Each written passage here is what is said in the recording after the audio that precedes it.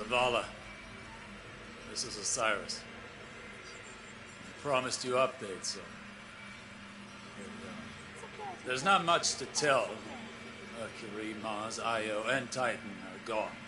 With that in mind, I wanted to give you the gift of perspective.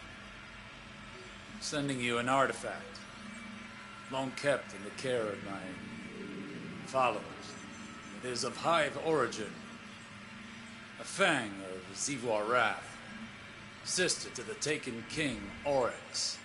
The Traveler may have reformed.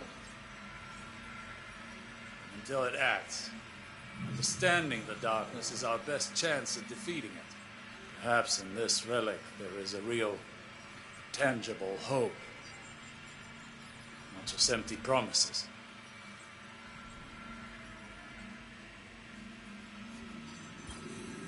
I needed to put some distance between myself and Earth. So I headed to the Dreaming City. The city itself is still caught in its curse loop. Daz will never be able to undo the damage that Taken caused here. Unsurprisingly, Petra remains useless. She doesn't know where her queen is, and that leaves us with fewer allies than ever. Oh, and, let Saint know I found the letter he hid in my ship. Tell him, no, never mind. I'll tell him myself. I came back to the tower, but you were in a meeting with Ikora, so I went to see how Anna's work with Rasputin is progressing. She's made several failed attempts at importing his consciousness into the body of a dead exo. Anna has a brilliant mind, but she's squandering herself trying to salvage the remains of that Golden Age tyrant. She should put her talents towards something more productive. Maybe I'm just bitter.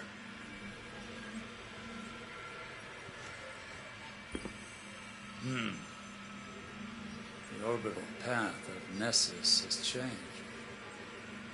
Likely due to the sudden disappearance of the Leviathan. I could not find any evidence of the ship or Callus himself on long-range scans. But remnants of the Cabal still linger. According to the intercepted transmissions, Callus's daughter, Keitel, is trying to rally what's left of the Red Legion, as if we didn't have enough problems.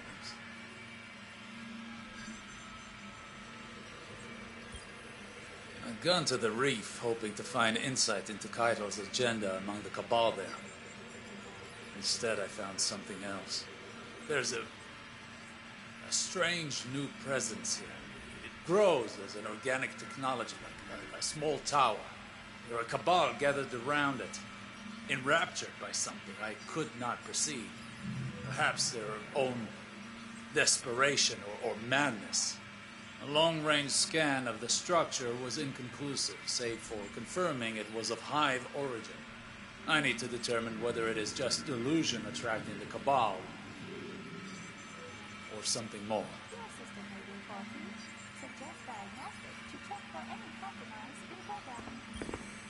Every day there is some new horror. I stayed in the reef to further observe those Hive-enraptured Cabal. They did not rest. Simply spent hours kneeling before the structure. Sometimes they screamed, other times they cried, but mostly they were just silent.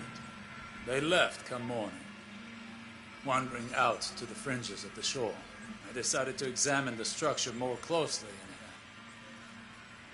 but I'm certain I heard something calling to me, beckoning.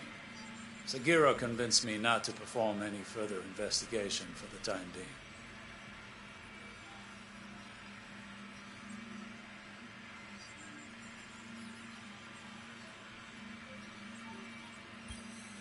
It's dark out here.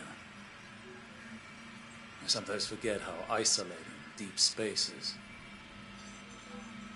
I'm on my way back to Earth, but it will be at least one more day. I wonder how Saint is doing in my absence. I worry about him. About how well he's adjusting. How he blames himself for all of this. There's such a big heart. Perhaps if we hadn't meddled with history, none of this would have happened.